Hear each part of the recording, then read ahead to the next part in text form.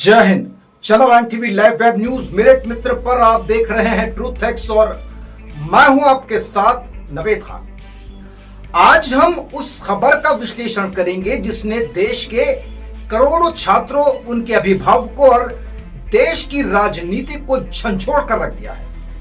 आज केंद्रीय शिक्षा मंत्री धर्मेंद्र प्रधान ने अपने पद से इस्तीफा दे दिया, लेकिन सवाल यह नहीं है कि उन्होंने पद छोड़ा। सवाल यह है, क्या यह इस्तीफा नैतिकता की एक मिसाल है या फिर चौतरफा दबाव में उठाया गया एक राजनीतिक कदम। आज ट्रूथ एक्स में हम इसी का बिना किसी लाग लपेट के निष्पक्ष विश्लेषण करेंगे। सबसे पहले तथ्यों को समझते हैं। मई 2026 में नीट यूजी परीक्षा में कथित गड़बड़ी और पेपर लीक का मामला सामने आया।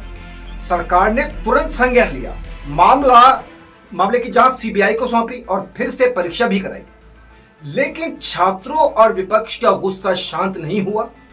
दिल्ली के जंतर मंतर से लेकर देश के कई हिस्सों में छात्र सड़कों पर उतर आए।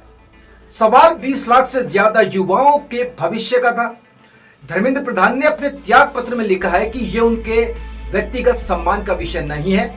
वे नहीं चाहते कि देश का कोई भी मेधावी छात्र अदालती पेचीदगियों में उलझे या कोई राष्ट्र विरोधी ताकत इस आंदोलन का फायदा उठाए।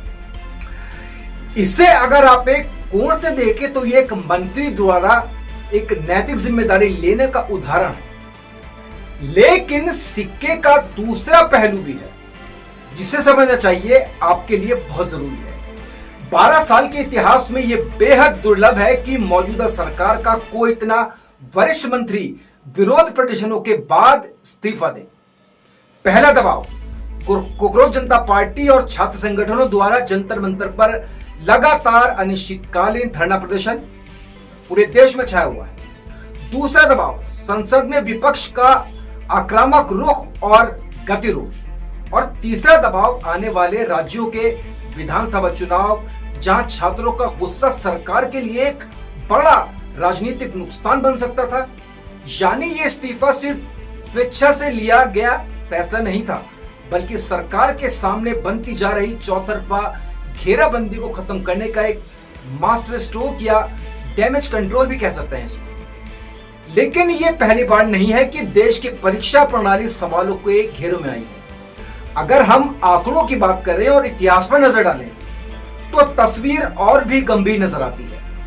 2024 से लगातार विवाद, 2024 से अब तक देश में कई बड़ी राष्ट्रीय और राज्य स्तरीय परीक्षाएं पेपर लीक या निष्पक्षता के अभाव के कारण विवादों में रही हैं।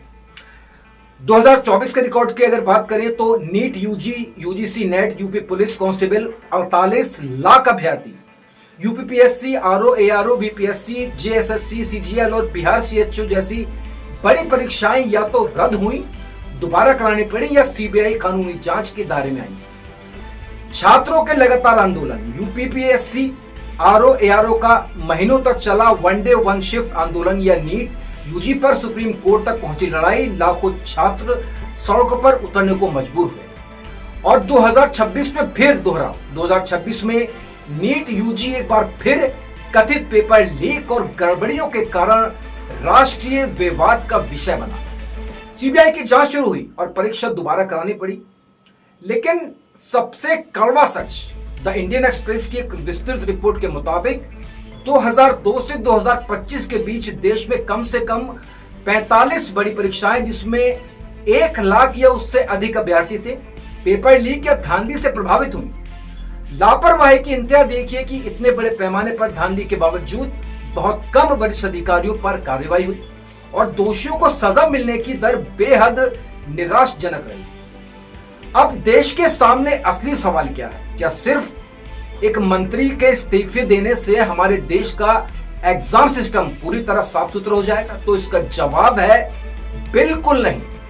जब तक नेशनल टेस्टिंग एजेंसी एनटीए जैसी संस्थाओं की जवाबदेही तय नहीं होगी, जब तक पेपर लीक कराने वाले माफियाओं पर ऐसा शिकंजा नहीं कसा जाएगा कि उनकी पीढ़ियां याद रखें, तब तक चेहरे बदलने से व्यवस्था नहीं बदलेगी। धर्मेंद्र प्रधान का इस्तीफा छात्रों के जन आंदोलन की ताकत को तो दिखाता है, लेकिन यह देश की शिक्षा प्रणाली में मौजूद गहरी दरारों को भी उजागर करता है। इस्तीफा मजबूरी में हुआ या राजनीति के तहत, फैसला आप पर छोड़ते हैं। लेकिन सच यही है कि देश के युवाओं को किसी के इस्तीफे से ज्यादा पारदर्शी और सुरक्षित भविष्य की जरूरत है। आज के लिए बस इतना ही। आप देखते